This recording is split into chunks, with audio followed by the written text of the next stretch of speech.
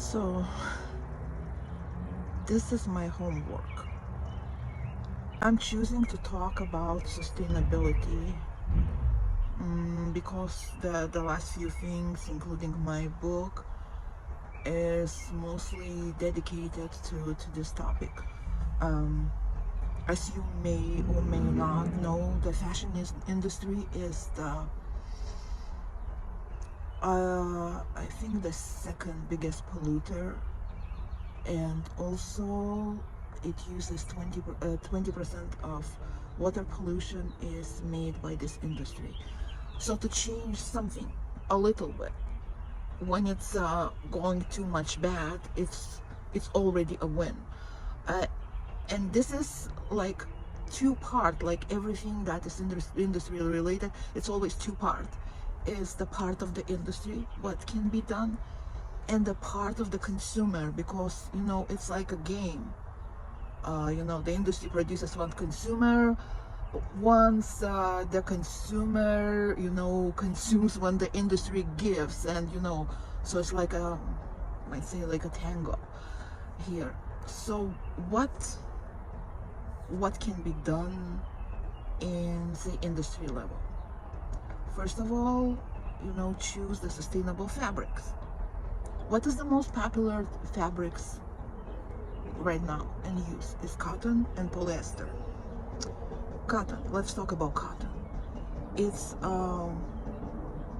it's a plant. Cotton is like, oh my God, it's like a person with um, let's say multiple personalities, because it's a plant of a desert, and it's a plant that requires enormous amount of water. Like probably many of the disappeared Sea of Aral in Central Asia, and what disappeared that river, that sea, sorry, not river, a cotton industry. It soaked up the whole sea in like in 30 years. Um, so that's the cotton's problem. So there's many natural fabrics. They had the same. Yes, we love cotton. It feels good. I'm wearing cotton. It feels good. It breathes. It's none other. There is no another fabric that soaks so much water, and it's actually like really good for filtration. In India, the women, they're using their saris to filtrate the water, and it's pretty effective actually. So the second one, oh, I didn't give an alternatives. The best alternative to cotton is hemp or bamboo, either of those, because they have very similar qualities, but they don't have such a huge impact on the environment. Polyester. Oh, polyester is a darling. It's a darling of fashion industry because it's cheap. You can mold, you can make anything because it's a form of plastic. But the thing about the plastic is that it's here to stay. For me, the shock was when I learned that every single piece of plastic that was made since the beginning of produce the plastic, it's still here. It's still here. It haven't disappeared. So that's, oh my God, that's concerning thing. The other thing about plastics is that only very little group of plastics are actually recyclable. And even if they are recyclable, there's like, some plastic you can recycle like 2 times and 3 times, but it's finite. You recycled the last time, and it's here to stay for everybody to enjoy. Okay, this is going to be a long video. I was planning on 5 minutes, but it's not.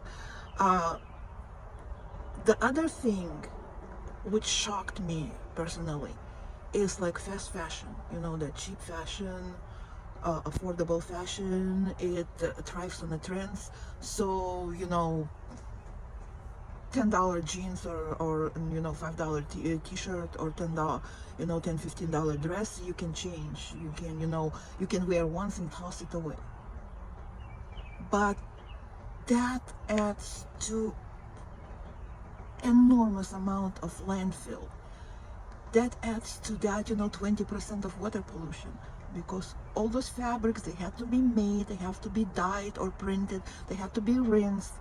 I worked in textile factory for a while, and oh my god, it's never ending flow of water. Every machine the fabric goes, it's water, water, water, water, rinsing and rinsing and rinsing and rinsing, never ending. And all the chemicals and everything. So my urge to you, like personally right now, I'm pleading to you, two things. Like, avoid fast fashion. Invest in a good quality clothes. You don't have to be trendy. You don't have to be trendy. Stylish. It's much more it's different, trendy and stylish, it's completely different level. And also additional, use the reusable bags when going shopping. Please avoid disposable plastic wherever you can. I know it's very convenient. We are pressed on time, and it's really, instead of washing the rinses, if you have party, it's much easier to just have a plastic plate and collect everything in a bag and toss it away. But you know what is happening with all the landfill? First of all, our land is finite too. The second, it's like a very insidious form of colonization is going on, and I found out this very recently, that basically US and all the first world, not US, all the first world countries, they pack their trash and send it to the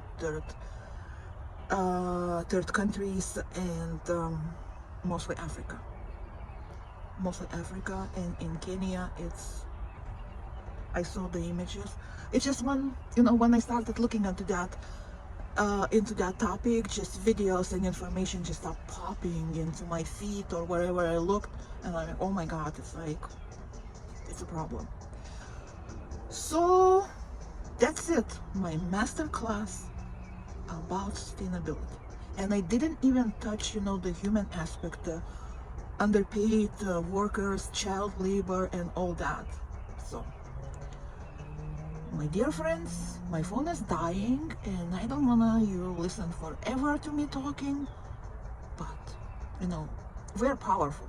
Like, if we're powerful, to create our personal life, we're also powerful in much broader,